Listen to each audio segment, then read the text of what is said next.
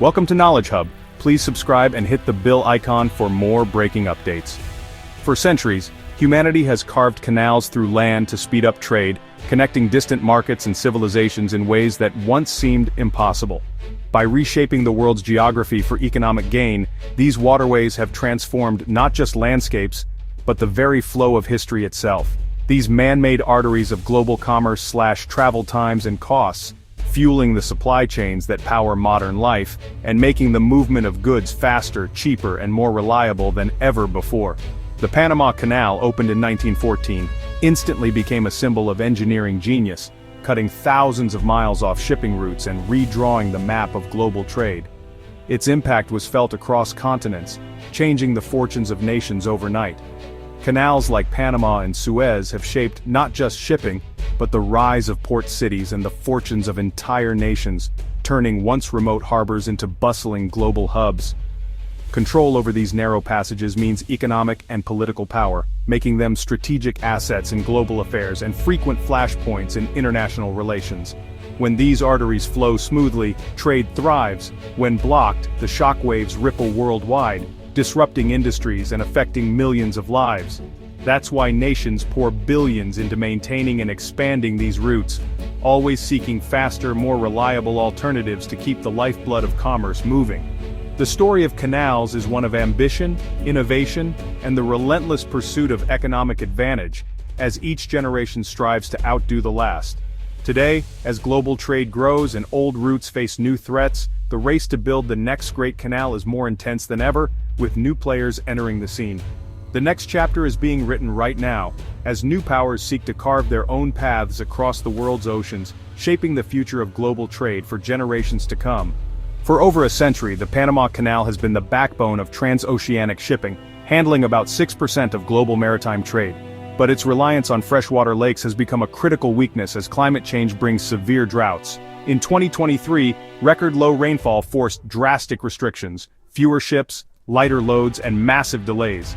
Tonnage dropped by over 20%, exposing the canal's vulnerability and sending shockwaves through global supply chains. The crisis has forced shipping companies and governments to rethink their dependence on this once unshakable route. As the canal's future grows uncertain, the world is searching for alternatives, and new players are eager to step in. As the Panama Canal falters, China is moving to reshape global trade routes with its own monumental canal projects. China's strategy is twofold: build new economic corridors at home and abroad, and secure its supply chains against global uncertainties. The Pinglu Canal in southern China is already under construction, while a revived proposal for a Nicaragua canal could directly challenge Panama's dominance. These projects are extensions of China's Belt and Road Initiative, designed to deepen economic ties and expand Beijing's influence. Canals are not just infrastructure, they're tools of economic statecraft, giving China leverage over global trade. Domestically, they open new routes for inland provinces. Internationally, they offer alternatives to traditional choke points. By building new waterways, China is offering itself, and its partners, greater security and new opportunities in global commerce. In southern China, the Pinglu Canal is taking shape, an ambitious feat of engineering that is transforming the region's landscape and future. This massive $10 billion project will connect the Shijin Reservoir to the Beibu Gulf, carving a direct waterway from China's interior to the open sea. Engineered to accommodate 5,000-ton vessels, the canal is designed to handle nearly 90 million tons of cargo every year, opening up new possibilities for inland shipping. It will slash shipping times from China's western cities to Southeast Asia from a month to just a week, making trade faster and more efficient than ever before. The canal is a linchpin in China's new Western International Land-Sea Corridor, a strategic initiative to boost connectivity and economic integration. By integrating inland economies with ASEAN markets, it will help regions far from the coast participate in global trade. President Xi Jinping has called it a critical artery for connecting China's heartland to the sea, underscoring its national importance. The economic impact is huge. Analysts predict it will transform regional logistics and boost trade volumes dramatically. Over $725 million in annual transport savings are expected, thanks to shorter routes and streamlined logistics. The canal will also deepen trade ties with ASEAN nations, Singapore, Malaysia, and Brunei among them, by making cross-border commerce smoother and more reliable. With joint ventures at the canal's terminus, these countries stand to benefit directly from increased trade flows and investment. Even Vietnam, once wary, is now positioned to gain from improved connectivity, opening new doors for economic cooperation and growth. The Pinglu Canal is more than a domestic project. It's a symbol of China's growing role in regional development and integration. It's a powerful tool for binding Southeast Asia's economies closer to China, creating new opportunities for collaboration and shared prosperity. It's a new gateway, reshaping the region's trade landscape and setting the stage for a new era of connectivity across Asia. Across the Pacific, Nicaragua is reviving its dream of a transoceanic canal, this time with China as a potential partner.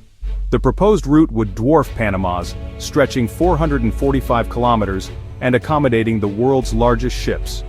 With a $64.5 billion price tag, the canal could transform Nicaragua's economy, boosting GDP and creating thousands of jobs. For China, it's a chance to secure a new trade route in America's backyard, free from US influence and Panama's climate woes. But the project faces huge hurdles: astronomical costs, environmental risks, especially to Lake Cochabolca, Central America's largest freshwater source, and deep skepticism about its viability. The previous attempt collapsed over funding and environmental concerns. Even with China's backing, the Nicaraguan canal remains a high-stakes gamble. Its fate will hinge on money, politics, and the world's appetite for a new global trade artery. If China's canal projects succeed, the economic rewards could be transformative, unlocking inland China, boosting ASEAN trade, and reshaping global shipping. For Nicaragua, a new canal could be a national game-changer, creating jobs and revenue and giving global shipping a vital alternative to Panama. But the environmental costs are steep. The Pinglu Canal will alter river systems and ecosystems in southern China. In Nicaragua, dredging through Lake Cochabolca threatens drinking water and unique wildlife, raising global alarm. Political and financial risks loom large, as seen in Cambodia's stalled Funan-Teco Canal, where Chinese funding has yet to materialize. Critics warn that the Nicaragua Canal's cost may outweigh its benefits, risking a costly white elephant. These projects promise prosperity, but their true price may be far higher than advertised.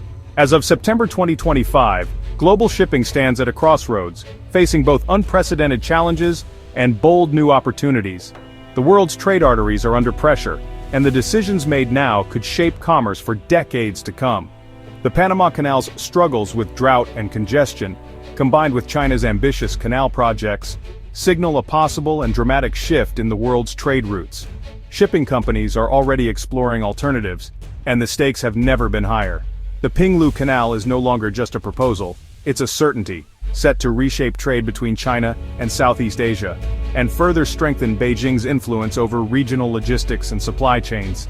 The Nicaragua Canal, if it ever gets built, could break Panama's monopoly and offer a new path for the world's largest ships, potentially transforming the flow of goods between the Atlantic and Pacific. For China, it's more than just a construction project, it's a chance to rewrite the rules of global trade, secure vital supply lines, and project economic power far beyond its borders.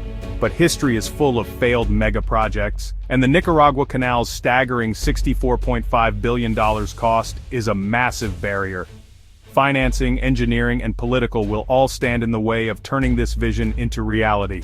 Environmental opposition is fierce, with activists warning of irreversible damage to rainforests and local communities. Uncertain funding and political instability could doom the project before it even begins. The future of global trade may depend on whether these new canals become reality or remain costly mirages, haunting the dreams of investors and nations alike.